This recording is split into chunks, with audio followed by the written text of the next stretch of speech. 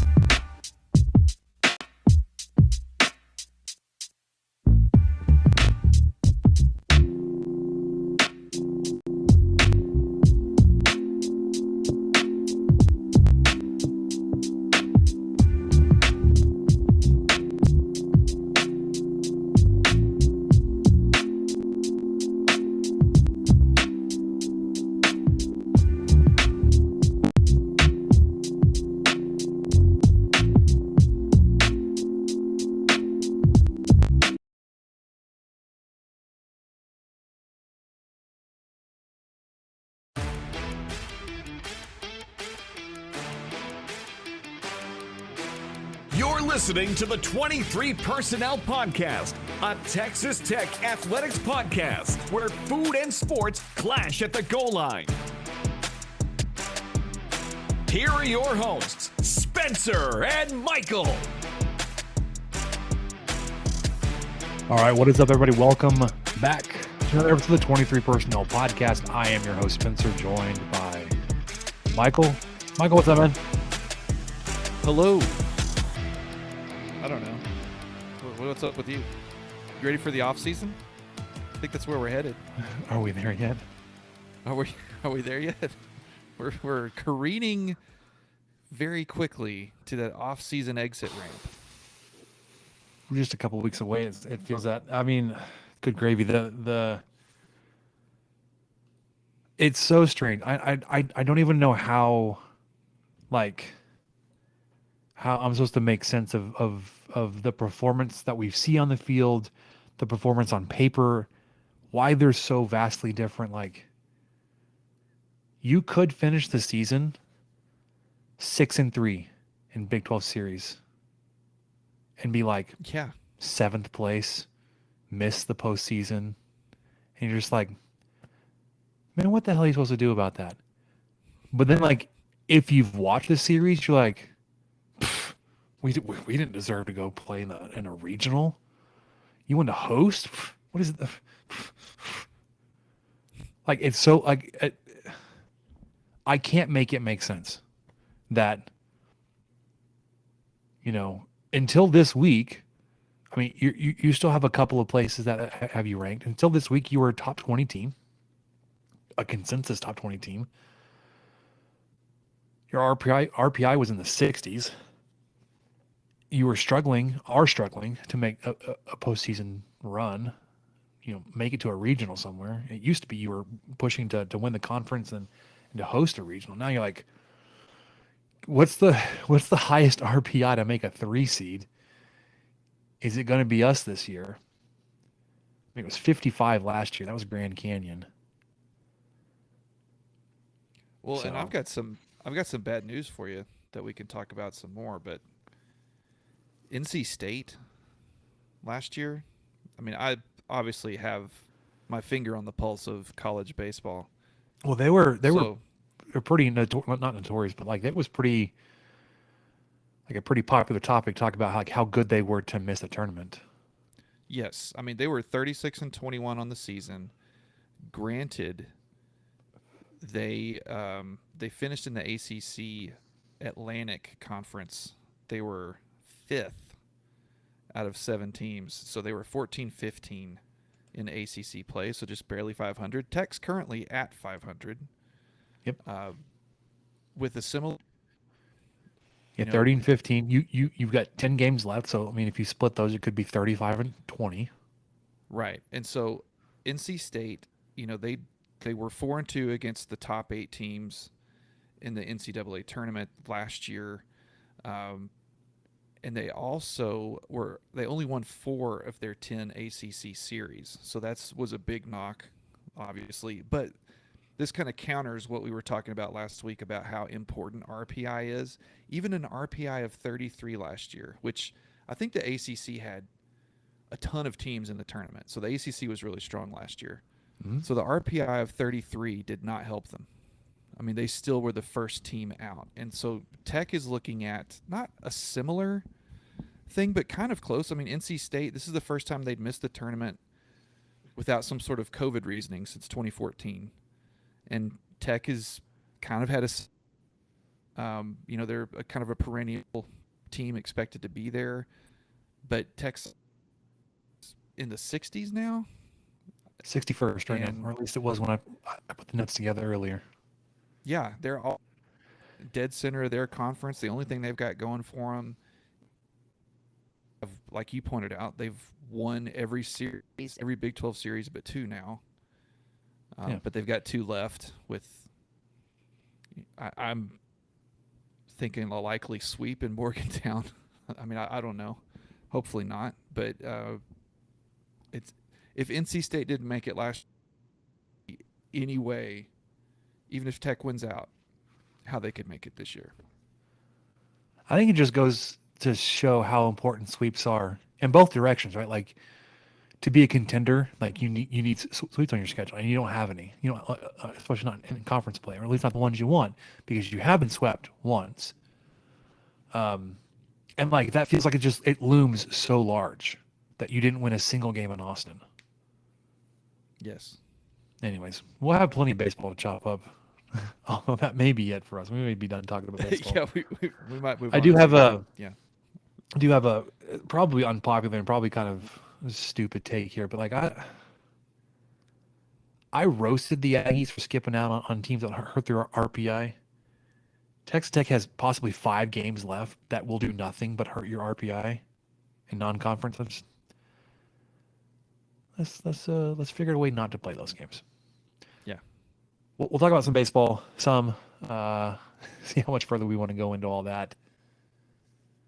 Basketball, I want to get your thoughts, Michael, because the men's staff hasn't been completed officially. We've heard word that you may have your third assistant agreed to terms, but haven't been officially hired because there's a way around some recruiting guidelines if he's not officially on staff but working for you. So that's also like I don't know how deep down that rabbit hole you want to go and like try to believe that or believe that conspiracy theory, but it's a possibility that's been out there because it shouldn't take this long to put a support staff together, and you shouldn't have a third assistant coach. Your associate head coach role is still open a month later. So there's that. There's on the women's team, the flip side, Krista Gerlich is just on fire. We can talk about that for a second. She's got a couple of really high-level recruits and transfers in, making the Lady Raiders a very exciting team to look at for next season, to follow them.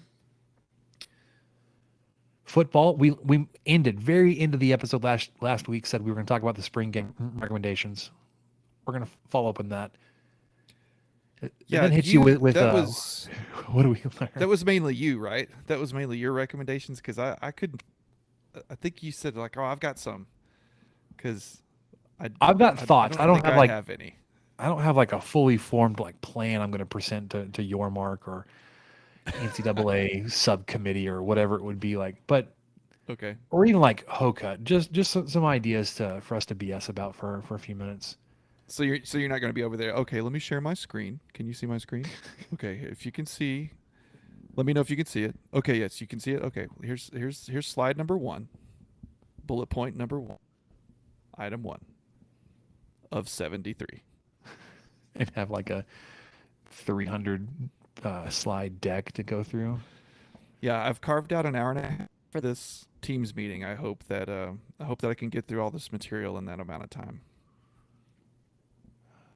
Okay, so because you mentioned that, and because we're kind of tangentially on the topic before you actually get into sports, today was my second day back at work, and I've been going back through and like going through the hundreds of emails, and I caught up today. There were a couple of recorded meetings that I watched that I wanted to attend, and I would have attended had I been on the clock. And it was about like some organizational structure wise, like of the levels we have in our department. So like the roles, their position titles, and we've got way too many. And it was interesting, one, because they said we don't want to be top heavy, but we have like 18 different job titles between a specialist and an AVP. But on one of these meetings, it was talking about like, okay, we're going to group these meetings together. So the first one was a specialist and a senior specialist. We're going to talk about them and their contributions and like the requirements for that kind of position, and like this is who should fall into this, whatever. And then the other one I watched today was the realm that I fall into: communication manager, or manager, communication senior manager, or senior manager, communication. And basically what it was is the person that was presenting was talking about like, here's what I had some of these people do. And you brought the slide deck on. I'm getting back to that. She had, it's like this project they were working on, and it was not like specifically a communication project, but it was something they were doing to prove some worth and to add some value. They did this big survey, and they grouped all their findings together into this 800 slide deck on survey data. I was like, no way in hell am I opening that.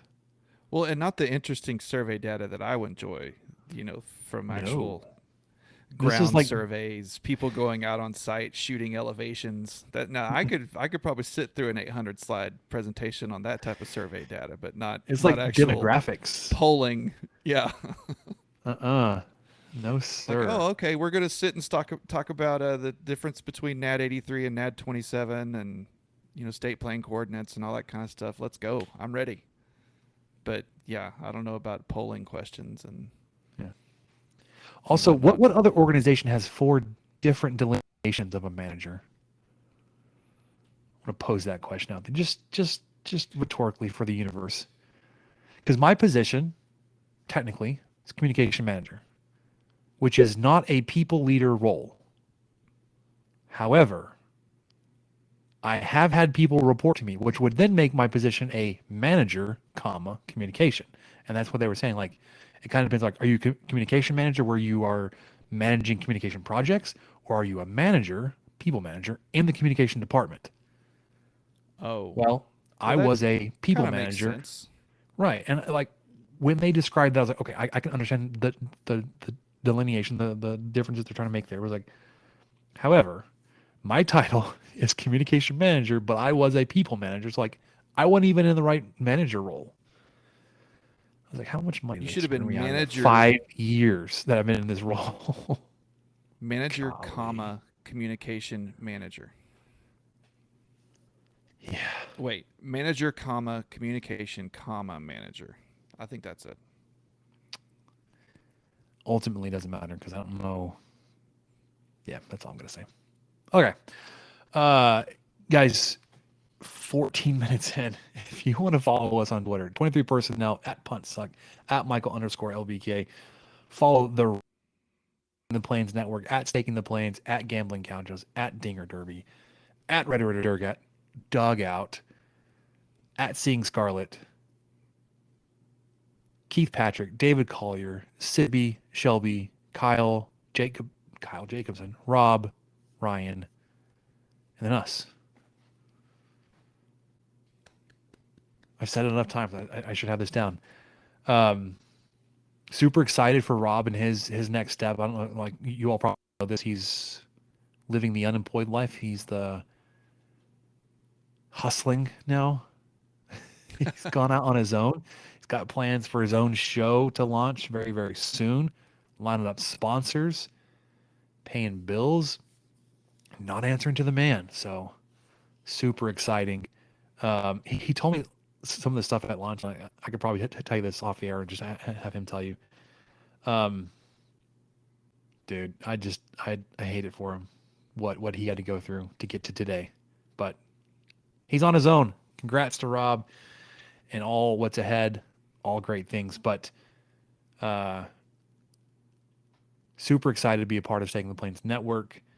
You can find all of our work. All of those podcasts are posted, cross-posted, publicized over on stakingtheplains.com, and more articles than you could ever imagine being published over there daily. All right. With that, Michael, I say it's time to jump into some baseball. Yes. Let's do it. Left field, well struck. Desloney picks it up on a bounce. He's racing for second. Throw! Out in second! Yarn lifts it to right field, looking for his second home run, and he's got it into his own bullpen. Reps and some time because all the tools are there. Wow, this one launched deep left off the bat of Warren and into the bleachers. There he goes, and the pitch is driven deep to right. Kjerstad to the wall, off the top of the fence. Here comes the big fella. Cameron Warren's going to motor home from first. Throw to third is late, and the Red Raiders have reclaimed the lead. Popped up. Trevor Boone back. It's more than a pop-up. It's a big fly. Tuck takes the lead. Levick and leave it. Texas Tech can start packing for Omaha.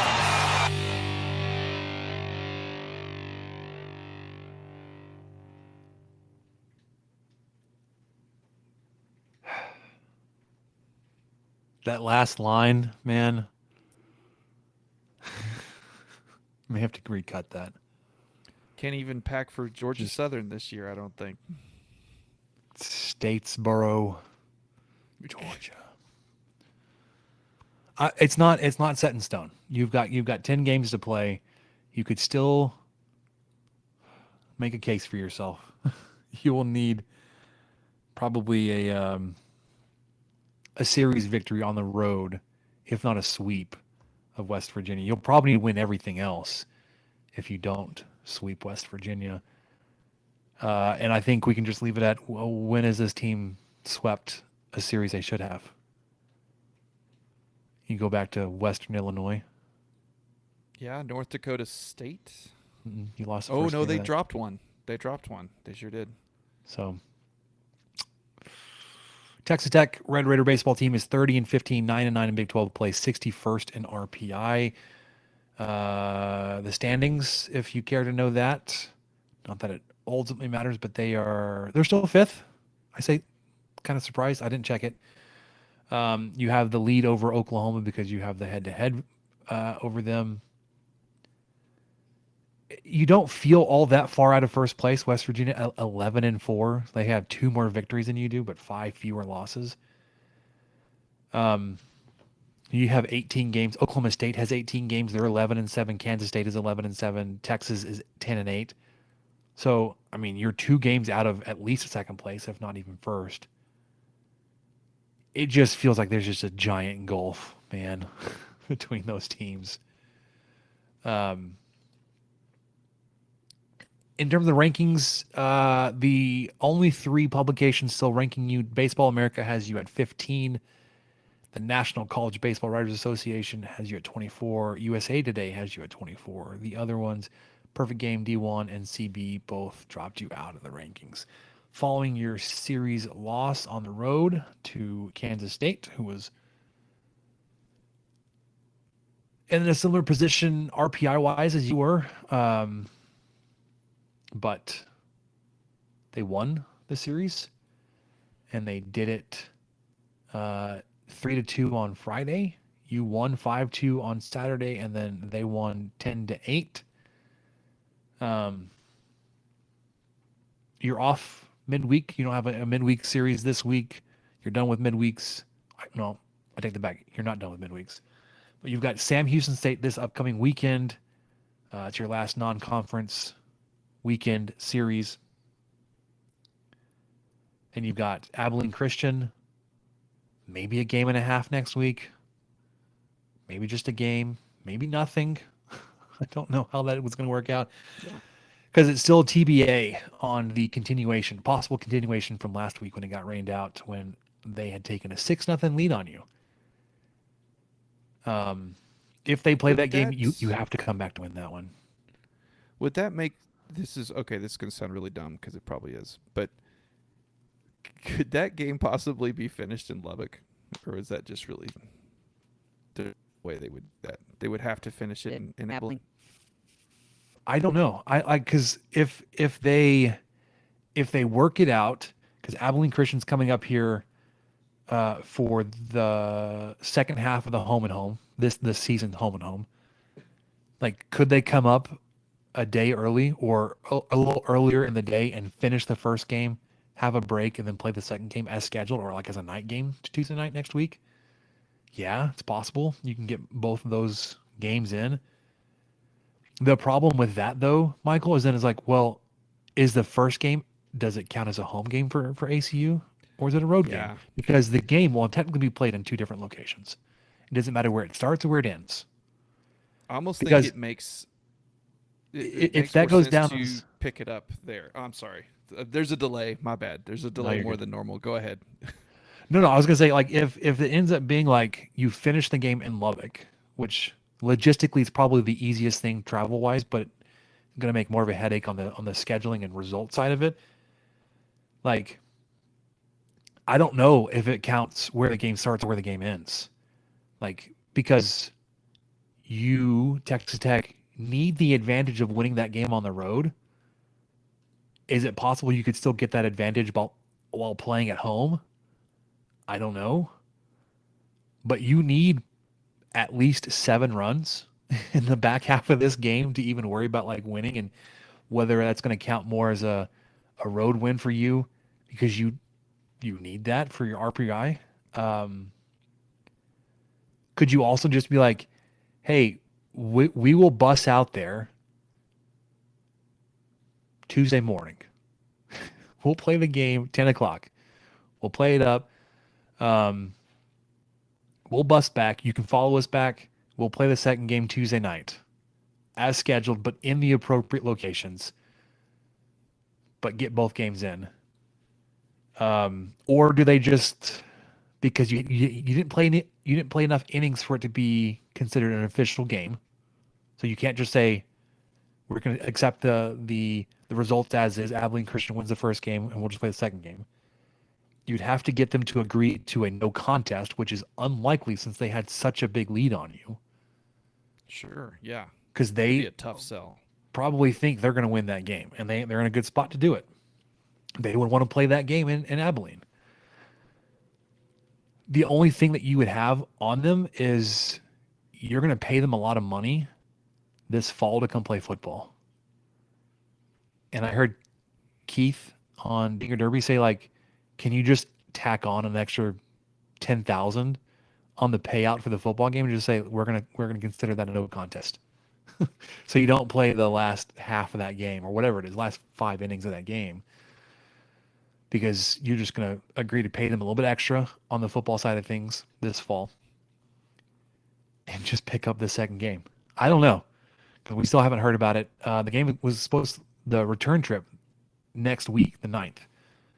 Still don't know about the reschedule on the rained out version, but we'll get to that next week, or at least when that comes out. First, you got Sam State again, which is RPI wise.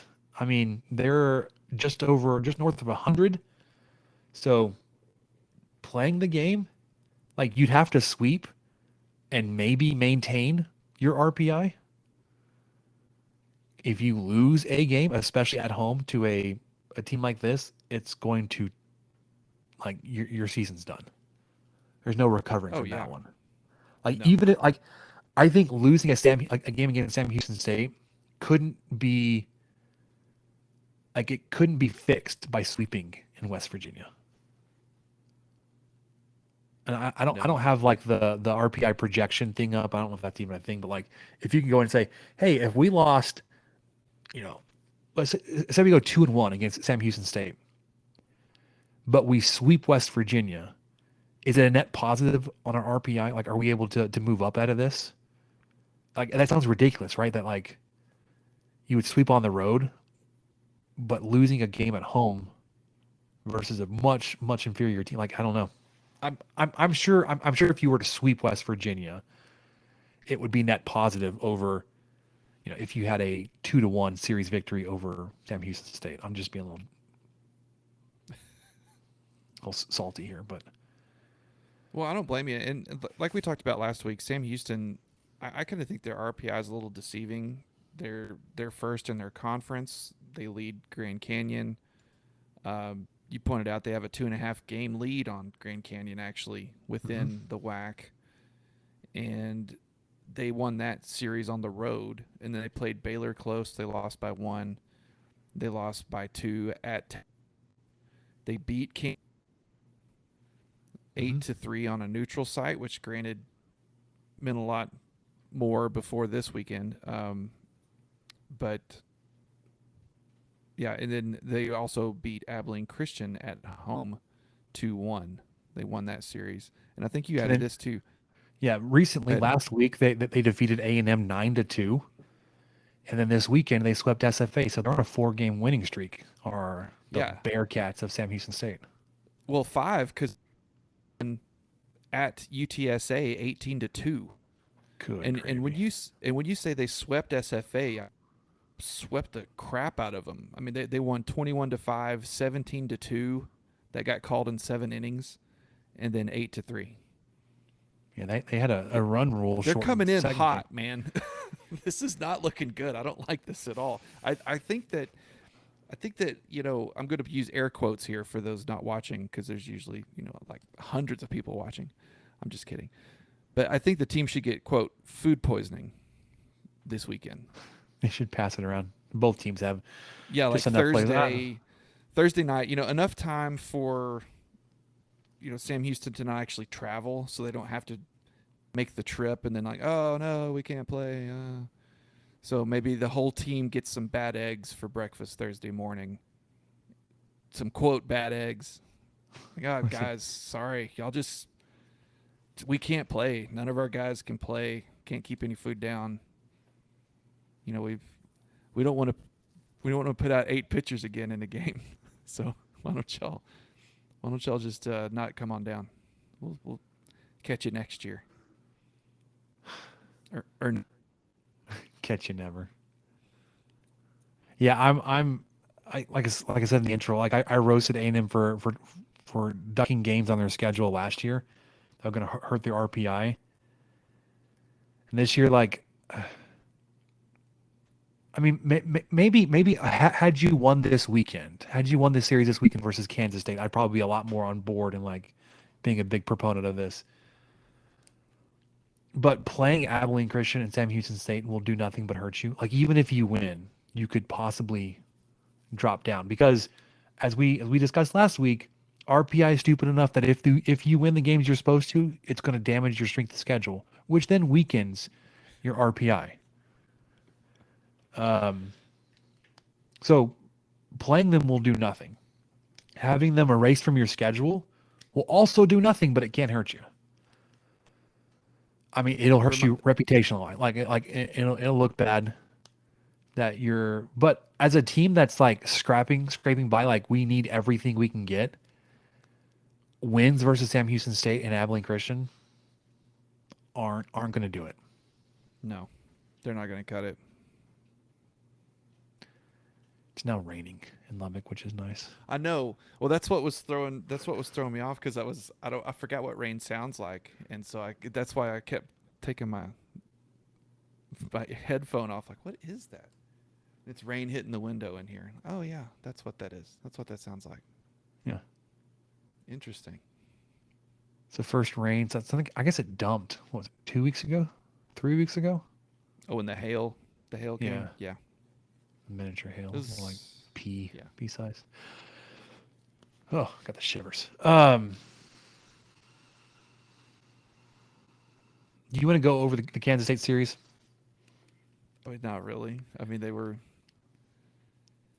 I just want to touch on like big picture wise, like you in the first 2 games, you combined for 7 runs against a pitching staff that, like, granted, I probably undersold their starter on Friday, but as a pitching staff, that's like their best pitcher is just under 5 ERA. Like, you should have blown them the hell up with the lineup that you have. You should have rocked them, or at the very least, been putting up like 12 to 9 games, right? Like, you know, it would have been close, but you would have scored. You would have scored a whole more. Yeah, like a lot more of like the games on Sunday than like the games on Friday where you went 3-2 and lost that one. Understand that like guys will ebb and flow. It feels like Gavin Cash is just a giant ice block right now. I don't know what the exact number was that Keith mentioned. You have to go back and listen to the Dinger Derby. But he's like 3 of his last 23 or whatever it is. And he's like swinging out of his shoes. Oftentimes like missing just wildly. Vuletic went like on the road is like 2 for 30. And that's a little facetious, a little exaggerated. And it's not that bad, but guys have just been like almost team wide had just a dip in production, and not just this weekend, but trending this way for a while now. The team as a whole is just inconsistent. Your bullpen at times have been super consistent, and like the strength of the team. Sunday, or I guess whenever it started on Saturday, when you hadn't given up a walk until like halfway through the Saturday game. You hadn't given a walk all day Friday, halfway through Saturday. And this is a Kansas State team that leads the country in walks, man. And then it's like the floodgate broke. Like the dam broke, and it just like they made up for it. And on Sunday, you had a stretch of like 6 walks and hits batsmen in a row. You couldn't find a reliever out of the bullpen to throw a strike. And it has a feeling that goes beyond talent at this point, right? Like the bullpen struggles you've seen, even if you like lump in last year too. And I'm not saying like Tim Tadlock needs to fire Matt Gardner. I'm not saying that. I don't have that kind of, we don't have that kind of pull. I don't have that kind of like, I don't know what it is, but like there are some issues on this team that I don't think are talent. There are some issues on this team where like there are a lot of newcomers, a lot of new guys on this team trying to play together. But what is it now? You're 45 games into the season. They've been playing together for 8-9 months. Should you really be having like chemistry issues with this team? I don't think so. And no, and not to go back with something we've talked about before, but you don't want to use it as an excuse. Talk about this team without talking about their age. there's so many freshmen and redshirt freshmen and sophomores that are starting and playing the entire game. I think that's a lot of it. Really hopeful that this is just kind of a bump in the road. Next year, Texas Tech baseball just returns triumphantly. These younger guys have kind of got it figured out. They're a little bit older, seasoned. Travel and the rigor life as a collegiate athlete, so on and so forth, all that kind of stuff. Quite. I mean, so there's that. I'm just trying to rationalize it and make sense of it, and think that there's still not like all hope is lost or something, but there's still hope for this team as a whole.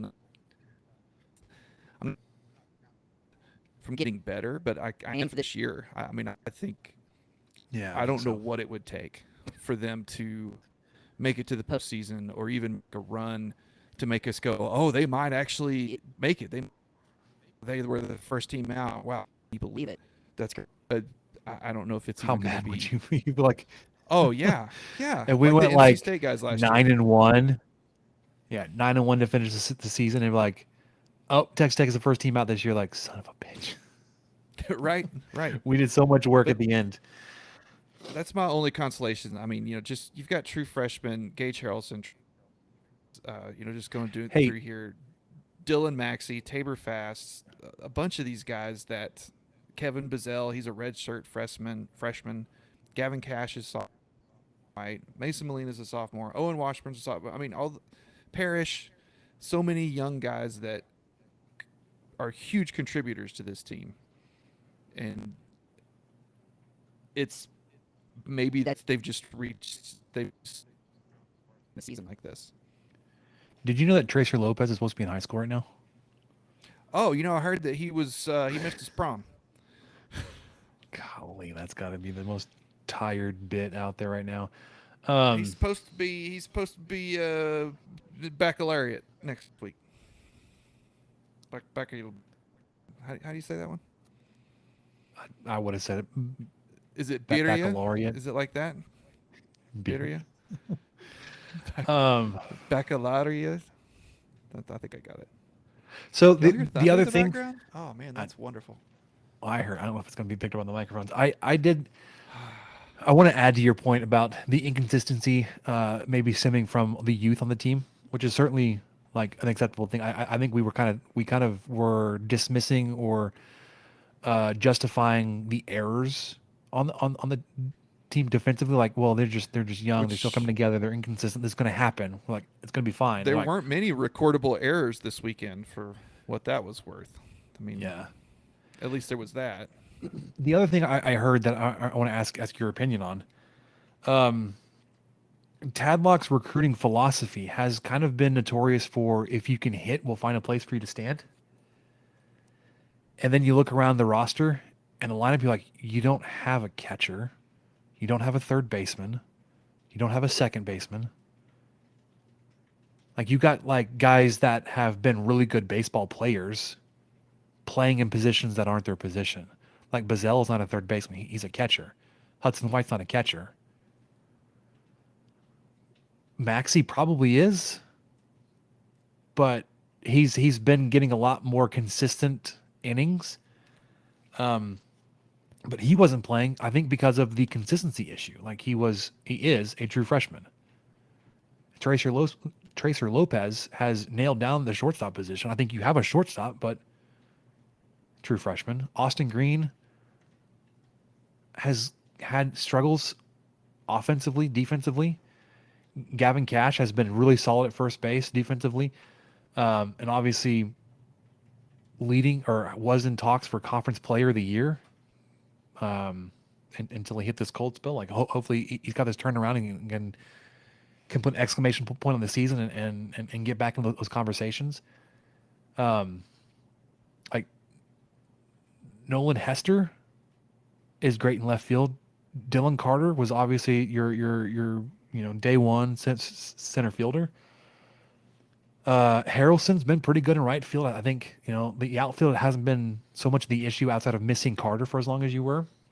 Then trying to figure out what you're going to do in right field, having Harrelson play center.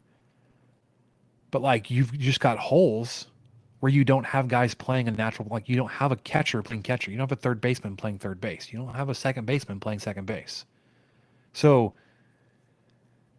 has that recruiting philosophy kind of like now with this magnifying glass on it, the microscope out, like now we're seeing the problem with it. Like you think, hey, like offensively you should be fine. We'll just kind of find a defense around it. But when you've gone with that strategy, but have now started missing out on offense, like is it just a bump? Like I would assume so, right? Like you've been able to field really good teams with a good lineup and just figured it out defensively. Like you had Josh Young playing shortstop one year. He's not a shortstop. Right. Right. You had not Michael Davis. Kurt Wilson playing shortstop last year. He wasn't a shortstop. Well, I don't think, I think like you mentioned as well, that it's kind of under the magnifying glass. When you have a team bat maybe 200 this weekend, then even if you can hit with, like, well, you need to hit. Where's the hitting? Where's that happen? I think that's just kind of amplified it a little bit. And I don't know enough about baseball. Is it, to me, and I'm not going to question Tadlock, but just in my head, it seems like it would be easier to teach someone, maybe not. Maybe I'm about to say something really stupid. Again, won't be the first time tonight. It would be easier to teach someone how to hit than to teach someone how to field a baseball at this age, at this point in time. I feel like you could change your mechanics on your hitting, or change what to look for, change what to watch. Work on your stance. You can work on your swing. You can work on all these things. But man, if you can't field by now, I don't know how you teach that. Or if you can't throw to first without it, going 9 foot over the first base coach, I don't know how you can teach that at this point. You either can or you can't. I guess you can work on it some. Can you track a ball in the outfield? Well, I've never field. Okay, well, good luck. Here we go. You're playing outfield in West Texas now, and it's 27-mile-an-hour wind. I don't know what to tell you. Go try, and then try to throw it into the, infield against that wind at the same time. It just seems like, I'm not going to question it because obviously the man's very successful, but I've always found that was just kind of an odd way to say it. I feel like at this point it would be easier to teach someone to hit than to dive and catch on the third base line and toss it to the shortstop who nails it over to first base. I don't know. I've never taught high enough level baseball to tell you if it was easier to teach one or the other. One of the kids I was teaching, coaching, whatever we're gonna call it, herding, not hurting, herding, Herd. Good gravy. Sorry, got distracted by a lightning flash. Okay. It was all We're bad. Still on the air. Well, I heard the thunder from that lightning flash. So it's like I don't know. I don't know if it's easier to teach somebody in college to hit differently or to field a different position. But to your point about like their batting this weekend, so Friday night Texas Tech went 6 of 31, so that's 193 average. Saturday they were 7 of 35, which is 200. So the game they won, they hit 200. And then Sunday they were 8 of 34, which is 235. So their best batting of the series was Sunday. But over those, so they averaged closer to 220 maybe, or 215. Yeah, I mean it was probably just north of 200, right? So yeah. But do you expect the team that's like got guys like Bazell, Hester, Harrelson, Cash, that are all batting north of 300, some of them up near 400, to be able to do much, much better. Now, the home and away splits this year have just been atrocious, and we see this again this weekend against the okay Kansas State pitching staff. I haven't done the research yet on West Virginia. I'm a little not scared to, but hesitant to look too much into that, what that may look like. That's not even this weekend. But your last home series of the season out there, road series, home series, you've got Sam Houston State this weekend. If you're going to play these games, you need to win all three of them. That's what I got. So you have to figure out a way. You got to stop their momentum, their hot streak, their 5-game win streak right now. They're 28-18 overall, 18-6 in WAC play, 107 coming into the day on RPI. You said first in their conference. So I would argue they've got a lot to play for. Who knows? Maybe they could make some late season noise. I don't know. I don't know. Okay, I'm just feeding the fire now, really. Okay. I was like, I don't even. I think they're too far out. But then again, I mean, they're on the road against a 60-ish RPI. Like they could probably get a pretty good jump if they win. Even just one game, I'm sure their RPI will jump pretty good. I don't know, because you saw West Virginia move up 5 spots after beating a RPI 120 team at home one game at home. Well, it was a rivalry game, Spencer. I guess that means something. It means more. Yeah, it just means more. It just means more. Won't you See it get lightning it? outside my window too. So if we drop off here, you'll understand. Lubbock's finally getting some Yeah. rain. Hopefully all my seed is staying put. We'll see. It should be fine. It's not raining that It's fine. heavily. You planted it a week ago too? 10 days. Oh yeah, it's in the ground. It's taking root. It's good to go. We'll see. All right, let's jump over to basketball. I'm not even gonna play the music, but we will do just a quick little, I guess, ad break right here, and we'll be back for basketball. All right, Michael. Basketball. Let me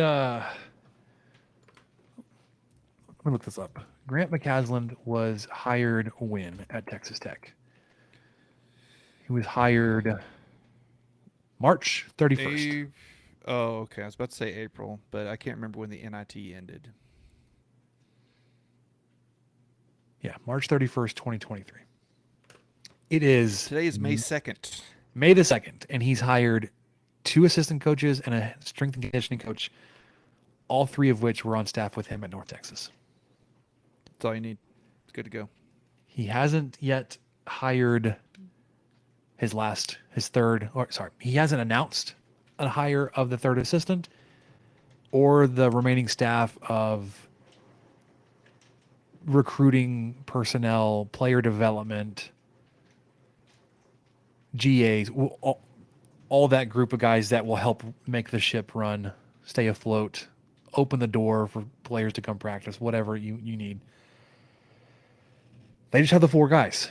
Grant McCasland, the 2 guys from North, and I should stop calling the 2 guys from North Texas. I need to learn their names. They're Texas Tech assistant coaches right now. And then the strength and conditioning coach. Are you worried that the staff hasn't been announced? Well, I think that he's still got. I mean, as long as there's somebody that can drive the bus, man, that's all we need. We just need to get from A to B. We go win some basketball games. Go Cougs. Y'all want to win some games? Y'all win some games. I am slightly worried. I think the last time we really talked about it was a couple of weeks ago, and I kind of made the point of, oh well, he's just recruiting now. That's fine. I don't know how many guys you need around for him to go do that, but it's been 2 weeks since I said that, and there hasn't been a lot of traction up front. it's becomes a point to where, I mean, honestly, how many guys are left? 5? 4? From last year's roster? Well, yeah. Yeah, so I guess I'm not so much worried about those guys, and that's probably like just bad to say. Like if you're out there trying to recruit a new roster, like don't you want a director of recruiting that's like combing through tape and Yeah. like on the receiving end of all these highlight reels and everything? Like, oh hey, like we got this tape from this guard in Dallas that's like 6'1", but dude's legit. You should go check him out. Or have you got this forward out of Del Rio, Texas? He's 6'7", but can really play. Like, the James Blanchard of the basketball, the basketball team. Guys that are helping uncover the future Red Raiders, right? Like, sure, McCaslin and the assistant coaches are doing that thing now, because everybody has to be able to identify talent and mine that. You want more eyes doing that with you. You want guys that are able to identify talent and say, Coach, you need to go see this guy. Or, like, here are the guys that I found that I think you should take a look at. And then you narrow this pool down and then go make your business instead of doing all that yourself. That's just me speaking like how I would think it would run, how I think I've seen it run elsewhere with a fully staffed program. The conspiracy theory out there that I don't know if I want to believe it because it sounds like you're doing enough shady stuff that I don't know if I want Texas Tech doing that. But maybe you got to do whatever you can to win. Is that they have those guys in place, just not officially on your roster, on your staff,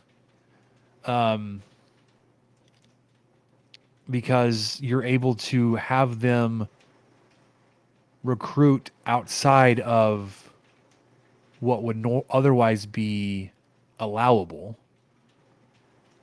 because they're doing it for you under the name of a different university.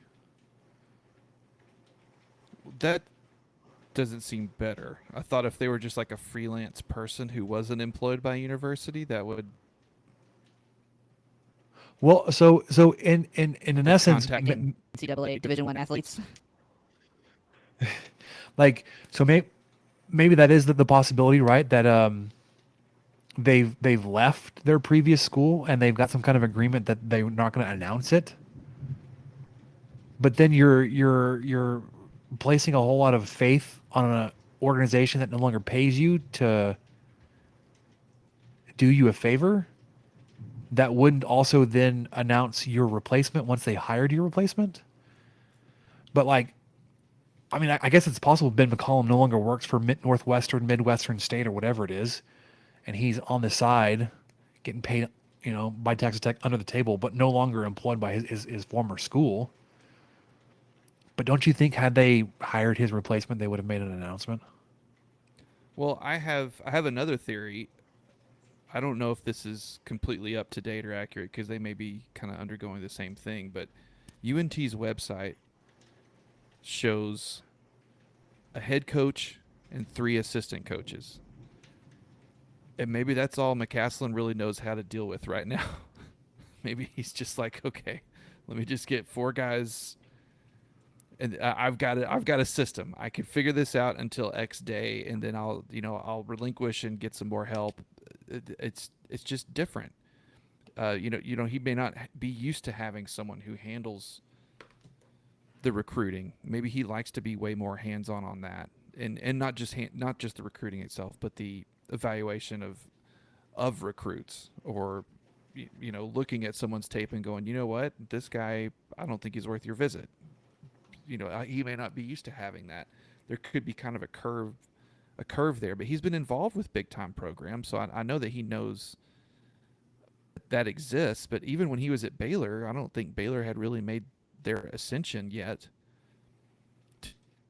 Drew, I know Drew was there. Obviously, he's been there a long time, but that makes you question the hire altogether too. But the thing I always keep coming back to is just how excited Odiase was about this guy. Legit excited. I think there's something there, but I am getting a little antsy about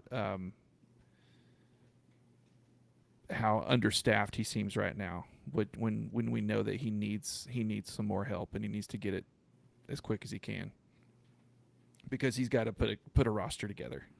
We've got, they don't even have enough guys to, run a full court press on. I mean, they're going to have to pull Gratis since he doesn't have, just to even run a 3-on-3 right now. Yeah, I don't know, man. I'm ticking up on my worried-o-meter here on the basketball staff, and I understand that like roster is going to take a while to get put together, and you're probably still in the thick of whatever recruiting open period is right now, and you probably can't multitask, or you don't want to pull away attention from recruiting to like, oh, I've got to go run this interview now.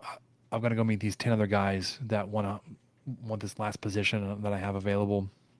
And like, but I could be in a recruit's home, but I'm actually dealing with some other guy I haven't met with. So I don't know. I mean, like I said, it's possible that like he's just hyper focused on roster building here, and just like, I can do it with these 3 guys, and I will get the last associate head coach position nailed down with whoever it is, McCollum, Peary, Jacobs, somebody we've never heard of before, when we hit the dead period and we can no longer be recruiting.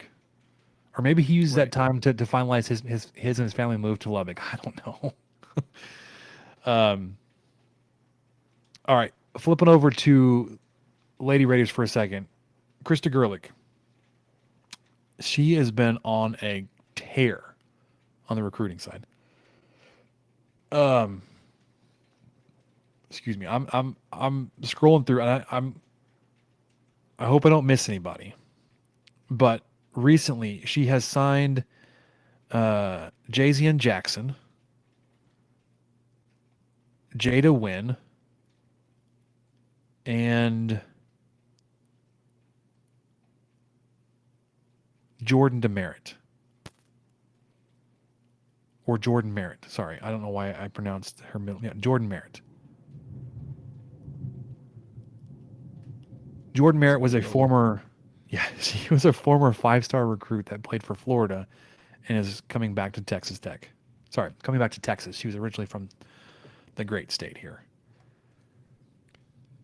Lady Raider basketball could be on the verge of something really great next season. And if you're not in on the ground floor, y'all need to get there.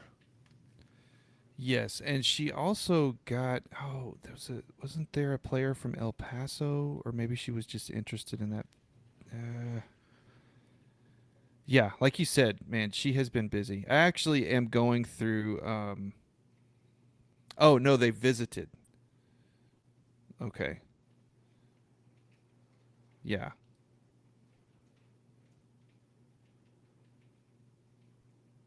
Alina Enrique. Oh my gosh, I'm so sorry, guys. It's I'm terrible at that. But I'm actually going through seeing Scarlett's tweets to something, because I knew there was another player. So she entered the portal and has been in El Paso for the last 3 years. Was the CUSA Defensive Player of the Year, and was on campus yesterday here in Lubbock. So there's a chance that there might be another one showing up. So let me see if I can find some stats on her, because that's interesting. The Seeing Scarlet gals were on top of her as a player for a while. They've also caught the eye. This is not like something relatively recently. They've caught the eye of Krista Gerlich. So they have been just growing very rapidly, but also having the eye of the head coach of the program that they've been looking at has been just phenomenal and a lot of fun to watch. So if you're not following Seeing Scarlet, if you're not listening to their podcast, you definitely need to. I would have had these names under had I been able to keep up with their podcast lately. Life. I don't mean to like make excuses here. Life's gotten in the way. I've fallen behind, but their Twitter feed has everything you need to know. I've been up with that. It's awesome. I kid you not. That was what I was doing. I mean, that everything I read just then was from their Twitter feed. So I went to Alina Enrique's stats, She's 6'2". She is from Finland, and in her 3 years at she averaged 8.5 points per game. And let's see. Why don't they do rebounds per game? That's so lame. Anyway, she started almost every game she played in for them. She started 75 out of 79 games, so she's got a lot of time. A lot of almost experience 18, there. almost 1,800 minutes of basketball. Good gravy. She shoots a career 46% from the field. She averages 5 rebounds per game. Sign me up, this brother. This is what got me to. She blocked 16 shots last year, so not quite one every game or half of one every game, but almost a steal per game, my man. And her steals shot up. As a freshman, she had 8 steals for the year. But then sophomore, 21 steals on the year. And then last year, 24. So defensive, Conference USA Player of the Year, visited Lubbock yesterday. Seeing Scarlett had the scoop. Sign her up. And let's go. Yeah, maybe Gerlich will have another. What does she say? What's her thing on Twitter? She says something else. Everyone's got kind of a thing. Well, except for Mark Adams. Yeah, he never had a thing except retweet if you're with us. Oh my gosh. That was so obnoxious. I'm sorry. Man, what does Gerlich say? Because I swear that was discussed recently. I think it's something to do with her boots. Is it making it rain? Bling bling. Bling bling. There it is. There we go. That's her bat signal. Yep. That's when you know something exciting has happened. Okay. Yeah, that's about all I got for Oh, basketball. it's even better. She uses a gif of herself pointing, like a slow motion gif of herself walking towards the camera and doing a finger point. Yeah. Love that woman. As a head coach of a team I like and a school I like. There you go. All right. So worried about the basketball staff, men's basketball staff. Yes. Roster. No, not yet. Women's roster. Absolutely not worried. No. Kristen Gerlich is on fire. Bling bling. Let's move over to spring game football really quickly and then wrap up with what do we learn. Okay.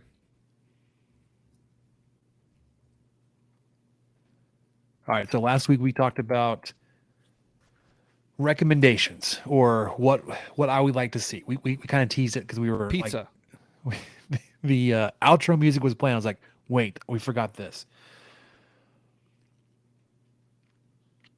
I felt this way, and it's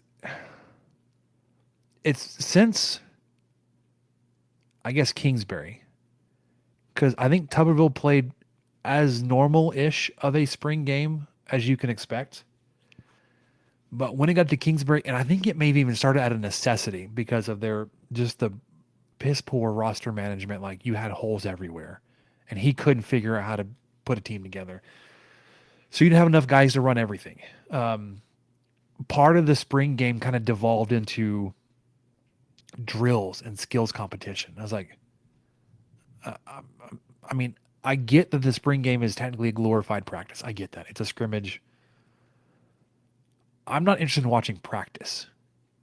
Like, I want to watch as close to a scrimmage as we can put together while maintaining as many people's health. Like, I don't want anybody to get hurt, but I want to see ones versus ones, twos versus twos, three, whatever. Give it to me. Since then, and it's just I don't know if this is a trend across college football because I don't watch any other spring game. I couldn't tell you if this is everywhere, if this is just Texas Tech or just regionally. You get half of a scrimmage, kind of, with a bunch of modified rules, and then you get into nonsense. Mm-hmm. Situational football. Sure, and that's all good and well that you're working on that, but with something that you're broadcasting and making available to everybody, you're not going to show your hand anything. You're not going to say like, look at this really nifty and innovative formation and concept that Kitley's been working on for 2-point plays or goal line plays inside the 5 with 2, 3, 4 quarterback sets. Like, no, you're going to get your 5th string quarterback in there who's also at running back do a halfback dive 3 times in a row. You're going to pull in a defensive tackle who also may be a fullback, Jalen Hutchings, and have a fullback dive, which I would have hoped we would have seen a whole lot more of last season. But like, it's stuff like that. Like, it's not even valuable experience for the team at that point, right? Like, it's just another rep of, can I make a swim move on a tackling dummy in front of 10,000 people? So No. So you like the first half? Even that felt too watered down. Like, Really, I like the I first think half. I think it's veering too much away from a scrimmage to even like be worried about going out and watching the spring game. And I say that because like there's obviously a lot of time committed and effort involved in going to a spring game. And this isn't the broadcast fault. It's not John Harris and Chris Level's fault. But with the format too, they're playing catch up as much as we are, and they're doing it on the fly with a microphone in their face. Like, they have to make sense of it as it's hitting them and translate that to us. So even watching a broadcast of the spring game, you're just left like just reeling and wondering like, well, what happened? What was that? Is this the first team offense? Are the quarterbacks playing for both teams? Was that a point for team A or team like? Anyways, all that to say, like, valuable experience, I'm sure, as practice number 15 in the books. Give me something more exciting. Give me an exhibition game. Bring up an Abilene Christian, a UTEP, SFA, Sam Houston State. Have that be your FCS opponent on the year. You pay them. I get this is going to go into like a lot of money that it's easy for me to spend because it's not my money. Pay them a fraction of what you would have paid like to schedule them in September. Schedule them in April. Bring them up here for a couple of days. Maybe run some mixed practices with them. And then run a televised exhibition game where you can modify some of the rules to protect quarterbacks. You can say we're going to do touch sacks and we're going to do running clocks or whatever. But give me team A versus team B and some normal ass scoring, and like, let's figure out how to put a product on broadcast or make it where you want to go watch this thing in a stadium. Like, watching drills 7-on-7 versus air, whatever you want, like, man, miss me with all that nonsense.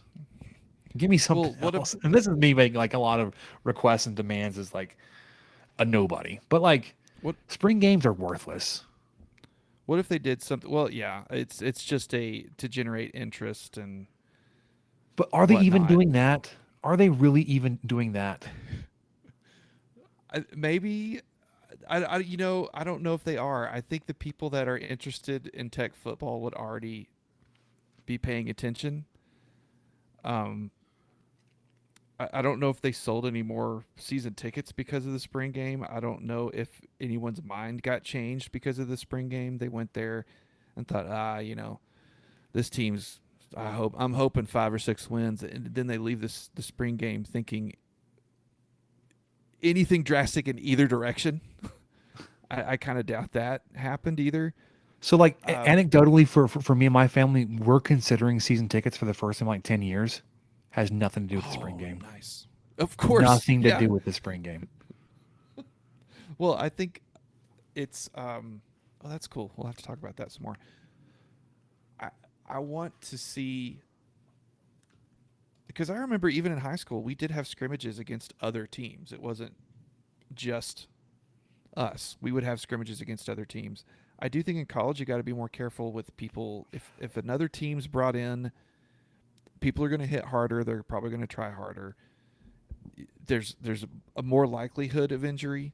I think you could wear those, air helmets like what Colorado had on before everybody transferred immediately.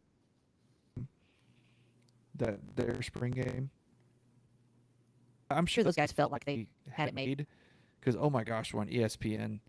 Chris Fowler's here. Prime's on TV as much as the actual team is. There were 60,000 people at that spring game. And then the entire damn team transfers out like 3 days Like later. how, like just on the subject of Colorado football, like how bad are they going to be this year? As much interest as they're garnering, like how much, like look at what he's doing for the program. They've got like 20 people returning. Like, Yeah, also, look what he's done to the program. like he's pushed out so many people.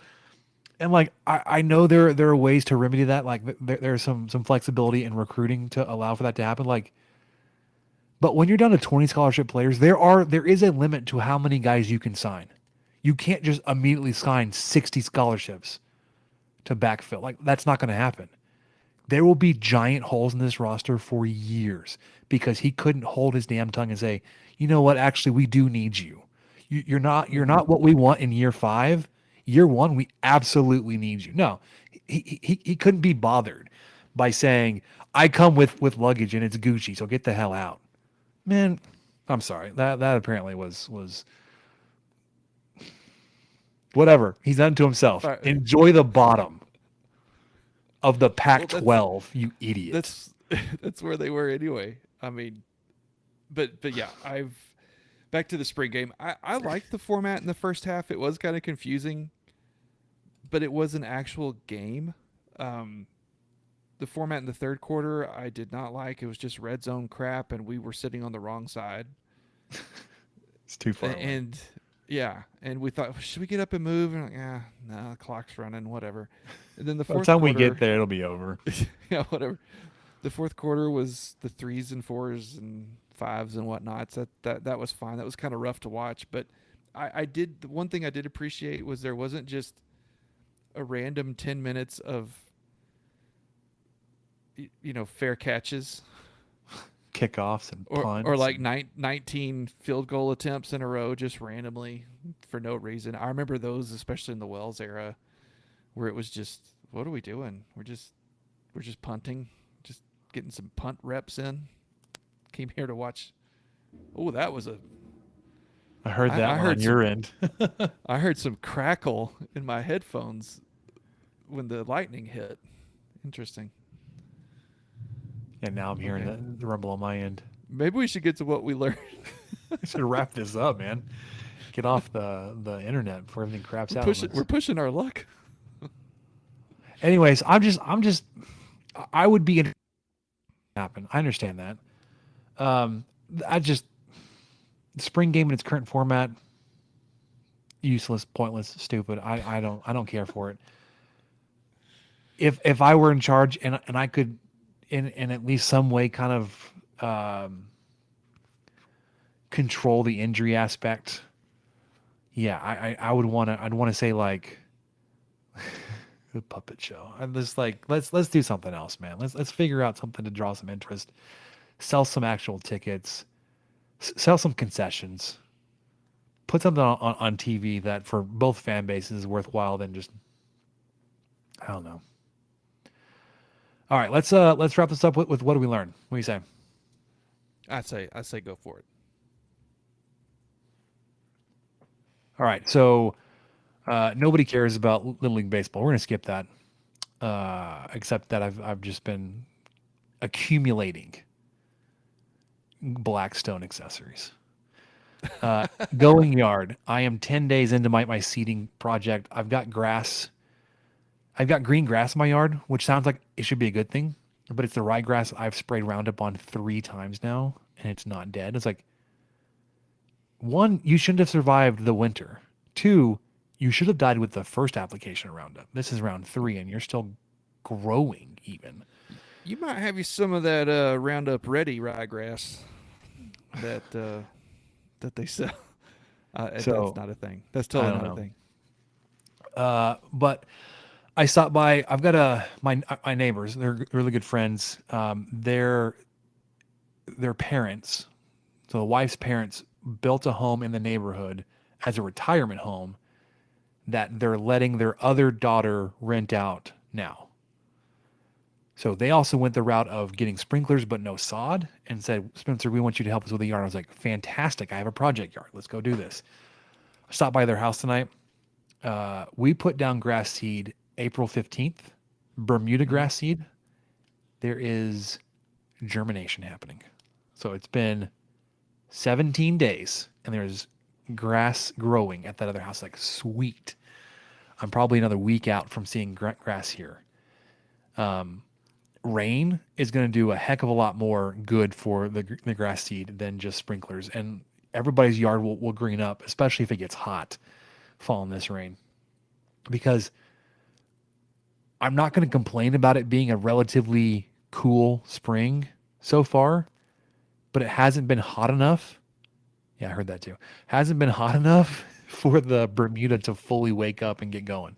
So everybody's got Bermuda here. Like, it's very slowly turning green. You still got spots and streaks of brown in your yard. Fall in the rain, you're going to get a lot of more green. But especially if it gets hot. I haven't looked at the forecast for temperatures just yet, but let me pull it Yeah, up it's supposed real to be quick. pretty warm this week. Yeah. Oh yeah. So this rain on Tuesday, high of 80 today, 81, 83, 90, 92, 88, 91. Your grass is coming back with a vengeance this week. So be ready. I'm just super pumped to get my yard going. It's green now. It shouldn't be, which is a weird thing to complain about, but we're getting there, man. I've got some sprinkler repair to do. That's my going yard update. I've got at least 3 or 4 where the grass has overtaken the sprinkler, and so it needs to. It's only got, like, I guess, the 4-inch extension, and so I need a 6 or an 8 to try to get it above the grass. You don't need that. You need to dig out the sprinkler head and then do one of those risers at the bottom. Oh, So they come with like that'd be so threaded much risers. easier. Yeah. So you just Except kind for of digging out the sprinkler head. right. So you got to dig like a few inches out in each direction, then unscrew the sprinkler head. It's going to be this big tube. Yep. You unscrew that out. You put the riser in. You screw that into the pipe, and then that will screw into the bottom of the sprinkler head. You will cut the riser to whatever height you need.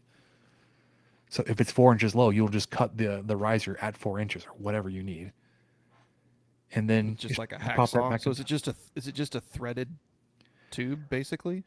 Yeah, and the threads are like in half-inch little sections, so you can do like half-inch increments without even having to cut through threads. Like, it'll be like threads and like a little strip of non-threaded pipe, and then half-inch of Okay. threads. So you basically you just cut in half-inch increments, and then that'll raise the makes- entire thing up. So you don't have to replace the sprinkler Yeah. head. You just and those little pipes are like 19 cents at Home Depot. Okay, it's just a matter of digging But- out the but you gotta dig stuff. it I'll up. look forward to Or- that. Yeah. Or you just call your local sprinkler head company, your irrigation company, like, hey, I need to have 4 sprinkler heads raised, and here they Yeah. are. I feel like I could do it myself, but it's also one of those things that No, you by the- you for sure can, because by the time I do it myself, it would take me probably all day, and like because I'd go to, all right, let me dig it out. Okay, I need this. Then I'd go to Home Depot like 3 times because crap, Yep. I didn't get this thing, and I got to go back and dang it, well I got the wrong one, and I got to go So I feel like it could turn into. That's usually how my things go when I try to do things myself. yeah, for sure. Like The thermostat went out of my truck recently, and I looked it up, and I thought I could easily change this, Mhm. but I would make a huge mess with antifreeze just all over somewhere. Mhm. I don't. This isn't a farm truck, Michael. You can't just go out to Dad's pasture and rip do it apart. Stuff you Yeah, used to do. Yeah, and no one's gonna know. Little motor oil on the ground. I don't know, hurt nobody. But yeah, I can't really just leave like half a gallon of antifreeze to just drift down the driveway, or I didn't have anything to catch it with, and I was like, crap. So anyway, I went and got it I took it to a mechanic. So I've kind of reached that point in my life where it's, yeah, I have technically to. I could do it. Yeah. But it would take me so much more time to do it, and I would probably do it wrong and have to go to the store 3 times. And Yeah. So when we were getting ready to install or to expand the patio and then have the concrete poured for the shed, I had 3 or 4 sprinkler heads I needed adjusted, turned off, moved, all that kind of stuff. I was like, I have the know-how how to do this. I could do it myself. I paid a company $250 for their 4 that's hours. good. Yeah. 4 hours of service plus parts, because irrigation parts are stupid cheap because you're not replacing a sprinkler head, which is the most expensive thing, and even those aren't that expensive. You're paying for labor, and they're like, we do $75 an hour. So for you to have your 4 or 5 sprinkler heads lifted, maybe $100, maybe. Yeah. But Yeah, you 'cause have they could your probably churn weekend it out. back. Yeah, Yeah. they'll churn it out in like 90 minutes on a Tuesday afternoon, where you're sitting there all day Saturday, half a day Sunday, or the next weekend. You're just like, and not 4 trips to Home Depot or Lowe's, whatever your store of choice is. So I would, Yeah, and then if they tear up the yard, I can get mad at them instead of me. sure. Just have them Even put it though in. it's not their fault, because you've got to tear up the yard to get to it. Just be, oh, those dang sprinkler guys, I'd have done a better, you could tell yourself that. They're not even tearing just up the don't. yard. They're No, digging I out know, the but- sprinkler head. It's a small hole, You're digging out to get to it. and Bermuda Okay, will do you fix want- itself. As my mom would say, Bermuda. Bermuda. I will go next on Bermuda. my food take. I promised the Discord a restaurant review. I took our friend Rob out for lunch today. Rob Bro. It was his Good birthday for you. yesterday. He's meant to finally take has lunch free for the first time in like 7 years. I don't know. Yeah, I know. Like he's been working 11 to 3 or whatever it was, like Yeah, on he's been air. working through lunch ever since I've known him, pretty much. I wanted to take him out for his birthday. He said his mom had plans to take him out. I was like, I'm not interrupting Mama Bro. So I was like, here, what about tomorrow? Which was today. So I took him out to lunch. We tried Benito's, which has been all over the LBK Foodies Facebook group here in town. Everybody's ranting and raving about it. I love Italian. I was like, let's go try it out. He's like, yeah, sure, let's do it. He had been up at the station to return keys and to get the rest of his stuff out of his office. So he's like, I'm already up there. I'm going to walk around Cactus Alley for a second. And I'm going to get a seat and order appetizers. I was like, great, I'll be up there in just a few minutes. So he ordered what was called the Frito app. And it's not what you think it was. It was like a fried appetizer sampler of fried shrimp, fried calamari, fried cheese sticks. Oh, okay. I'm not a seafood guy, but I did try a couple of the calamari pieces. They were small. They were fishy, as to be expected. I don't like seafood. So I was like, I don't know if these are good or if they're just bad because I don't like seafood. But I tried them. I didn't try the shrimp. They look like popcorn shrimp, like you would get at like Sonic or Popeyes or something, like little tiny things. And then the cheese sticks, they were not like Spanky's cheese sticks. They were like Farmhouse Rich out of the freezer section of Walmart cheese sticks. No bueno.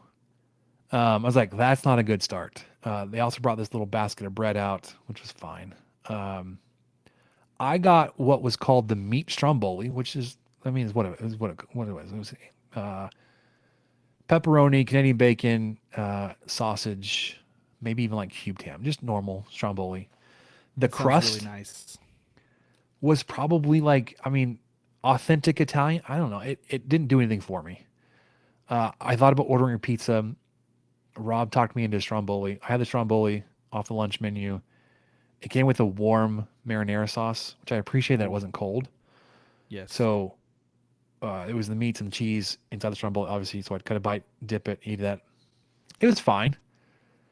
Rob got the pasta sampler, and it was supposed to have like ravioli, manicotti, and lasagna in it. And they brought it out in this little boat. And for whatever, in my mind, I was thinking like 3 small dishes.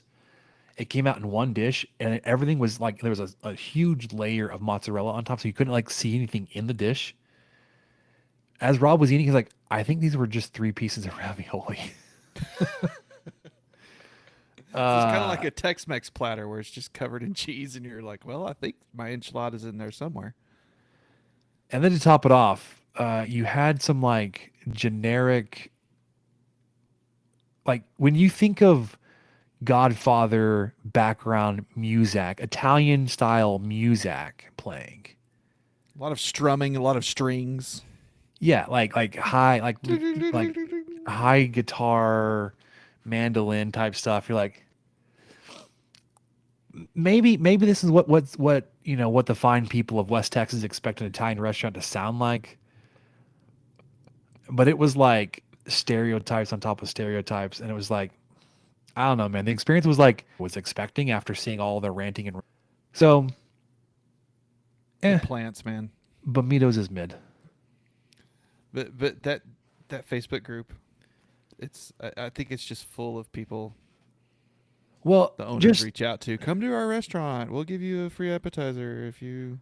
But just think about like how crazy nice. Lubbock goes for restaurants, anyways. Like, Yeah, I know. It's hard to dismiss it.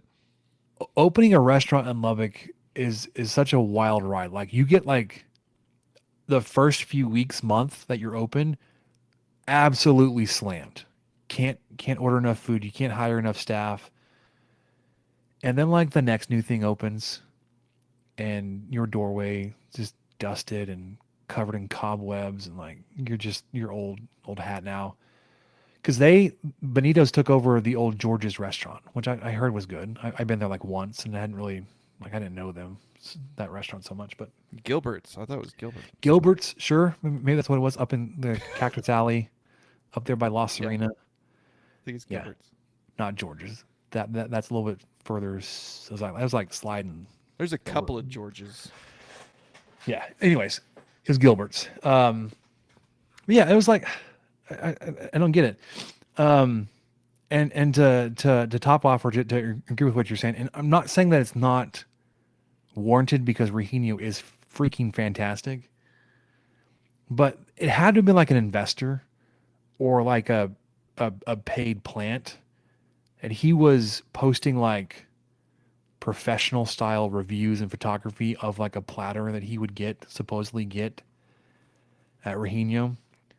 Yeah, and in Olton too. 3 or 4 times a week. I was like, yeah, you're making a 2.5 hour round trip drive for $50 worth of barbecue 4 times a week. I mean, and how it's great. It's fantastic food. This is not to whatever. I'm just saying, like, the legitimacy of this LBK Foodies group has been called into question because Bamitos is mid, and as good as Regino is, you're not getting 5 reviews a week. Well, and it was just very sus, as the kids would say. A couple months ago, every day was a post about Papa V's pizza. And they'd show pictures of it, and I'm like, that just looks like any other pizza I've ever seen in my entire life. I just cannot believe that it's that good. And I've never tried it, so maybe I'm that guy, but I feel like they've done that before. They'll latch onto one, and I don't know if they just all want to be part of it. And it's organic, and someone created something positive and they liked it and they want to jump on the train. Yeah, I went too. I like it too. It's good. I'm going to post about it, get some likes. The other thing I don't know what it is. I feel like it might be some kind of weird herd/cult thing on top of actual people being compensated in some way, shape, or form. Hey, could you put in a good word for us on the Lubbock Foodies group? We'll comp your soda pop. Comp your appetizer. Yeah. We'll comp your soda pop. I guess to put the final nail in this bit, when a food review group doesn't allow negative comments about a place, you just understand, like, you're getting fed a bunch of crap. Yep. Like, legitimately in the group rules, there's no negative talk allowed. It's like they delete them. Like, so, I get it to an extent, but right, like if this restaurant is getting slammed and they're losing, like, they're getting all kinds of negative reviews for, like, in the throes of COVID, they've got like 2 people there and 1,000 people ordering dinner. Right, like, you can't let the mob mentality shut down a restaurant because they were just understaffed in a global pandemic. Understand that. But if you had like legitimate complaints about a restaurant, roaches in the food. Nope. No place for that here, man. Go peddle that crap on your own page. This is for paid reviews only. Sunshine and rainbows. Well, we don't like the. You don't want the reviews either of. Well, I went to the Taco Bell on 82nd, and they did not have a good burrito for me today. Their phrase machine was broken. Yeah, that's not changing anybody's minds. Like, either you like Taco Bell by now or you don't. We don't need a 500-word dissertation on what your problem was with your Crunch Wrap today. No one cares. They're gonna just, well, I like Crunch Wraps. I'm gonna keep going. All right, whatever. So I think that it's nice to not see that, but I get what you're saying. That there does need to be kind of a medium of even someone pushing back, like, I don't know why everyone thought this was so good. But even like a comment like that would get deleted. Yeah, it would. So, anyways, that's what I have. Well, okay. So I've got another 20 minutes probably. Great, I'm here I've for it. I've got beef, man. This is an all beef. I've got a 4-point sermon here. Looking at the notes document here, like an actual seeing that the two things he's got and with a 4-point sub, like have nothing, like everything to do with hamburgers. Like it's gonna be an altar call. The point was driven home to me that the net, like, I have beef was really funny, and I just killed the joke here, but well, you're good. No, it was not lost on me what you did there, and I enjoyed it. I had to explain it because the people can't see the notes document that says burgers and Whataburger. What we're talking about next.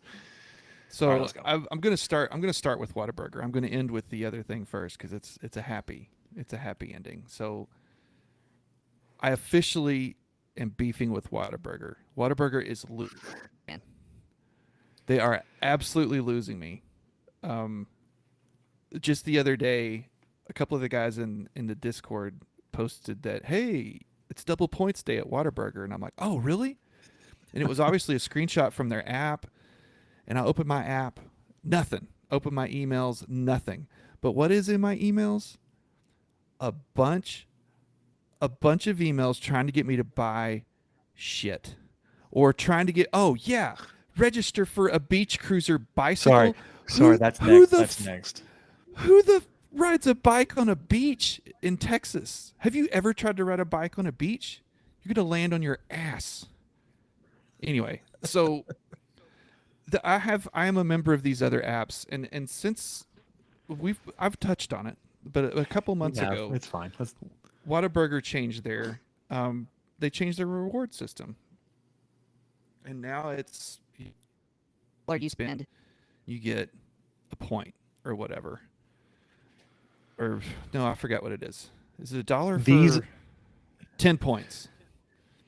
$1 gets you 10 points. So a point is 10 cents. A point is 10 cents. So in order to get enough points for a Whataburger with no cheese, which is 1,000 points, you would have to spend $100 at Whataburger to get a Whataburger. And I don't know about you. I mean, if you have a family that all eats there all the time, you can get to that pretty quickly. But if you're a guy like me who maybe goes there once or twice a month, it's going to take you half a year to build up to, finally, I can get that free Whataburger. I feel like Elaine on that episode of Seinfeld where she wants the free sub really bad. And she just keeps going back to this sub place because they'll punch her card and she gets one over her 10th subs free or whatever.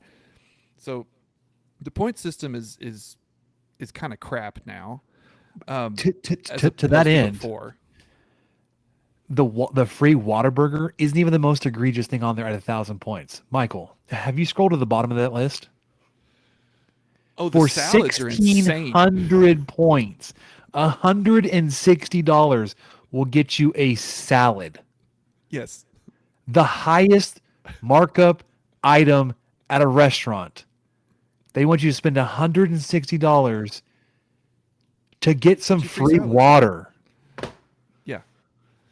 So what's Sorry, grinding my gears on that is not only is the point system just kind of been completely dismantled and impossible to get unless you go a couple times a week and you're feeding family of 4, which happens. That happens. That's great. That's good for them. But I'm sure they're still kind of like, well, what the heck? Because there's no offers. Like there's this section on the app for offers. There are none ever. There's never like a, hey, buy one Whataburger, get one free. There used to be. There was stuff like that, or buy a Whataburger, get a free shake, or buy a French fry, get a free drink, or just random things. It was buy fries and a drink and get a Whataburger. Yeah, it wasn't ever anything groundbreaking. If you buy one Whataburger, you get 6 free. It wasn't anything like that. It was just like, oh, okay. If you this, then you get this, or something.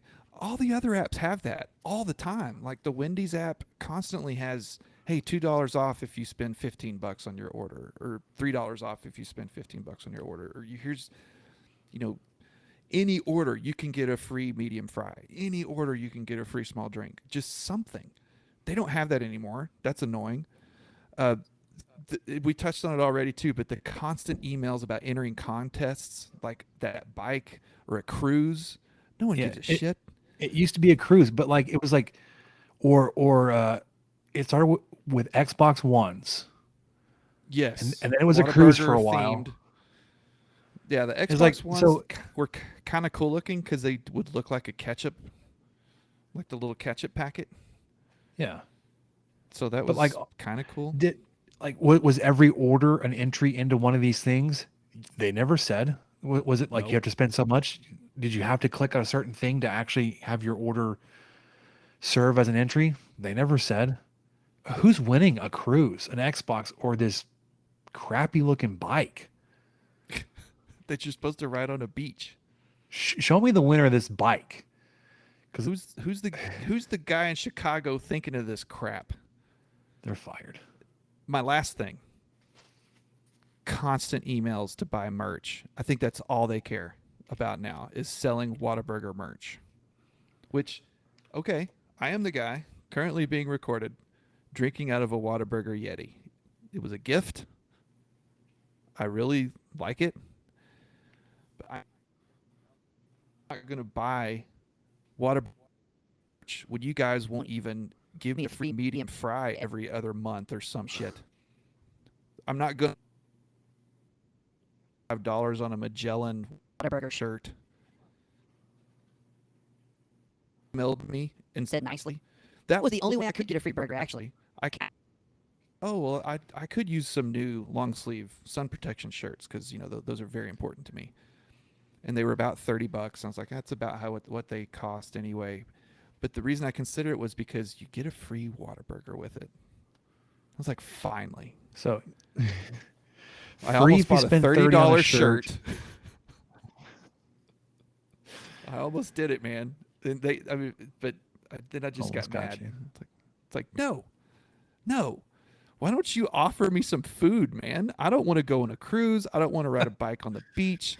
I don't want to wear this ugly ass hat.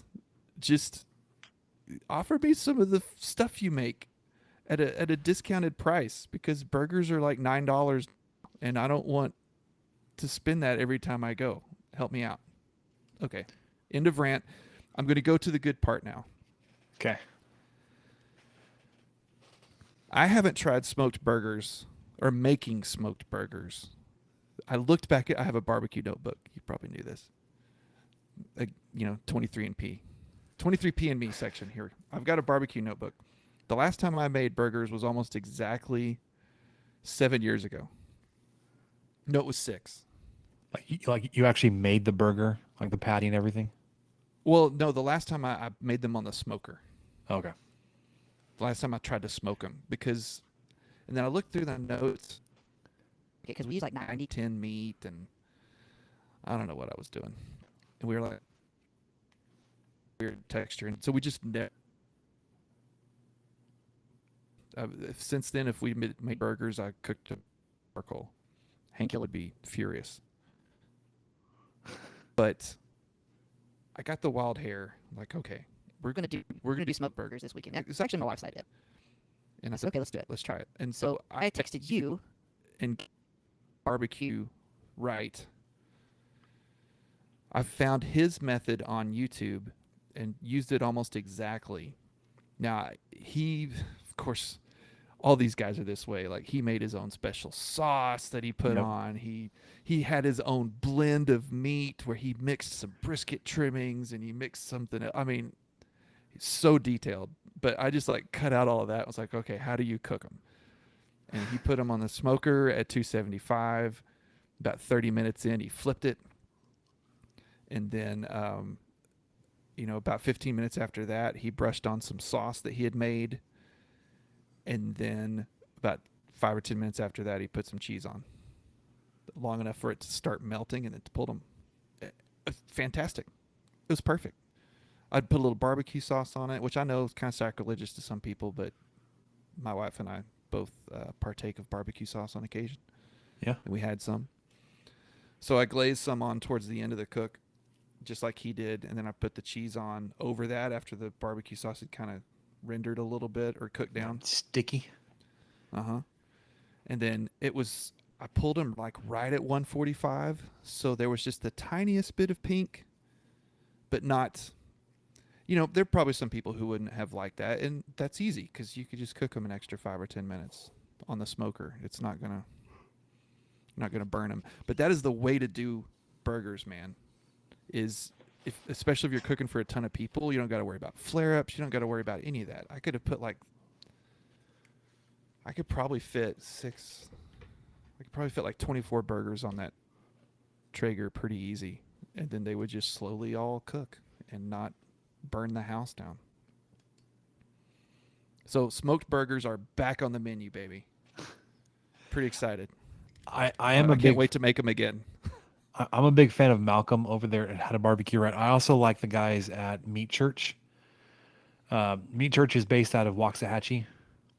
So they're local to the great state. That's where I got my smoked queso recipe. So if you're looking for that, or the shotgun shells, I tried those. That's right. Starting into football season, and I don't know why I wasn't expecting the texture. They were fine. It was like more of a sausage ball type texture inside the pasta tube. Anyways, if you're looking for like a barbecue recipe guy to follow, How to Barbecue Right, it's got lots of good stuff on there. He's been doing this for many, many years. Usually late summer, early fall, he's getting like a lot of tailgate foods. Like, he's very timely with his recipes. He'll come out like, all right, we've got football season coming up. Here's what you need to make at your next tailgate to knock out of the park. And they're usually fairly simple, but like crowd pleaser type dishes or whatever. Well, even that one I watched, like I said, he sauteed mushrooms and onions to put on his burger. He had a Swiss cheese he put on it.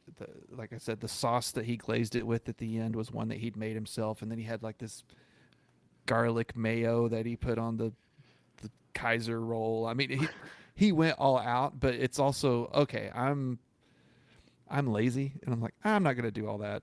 We've got regular mayo if people want that. We've got mustard if people want that. It's fine. Yeah, you've got just show me how you cook the burger, because that burger looks excellent. That's what I want to learn, is the method. And then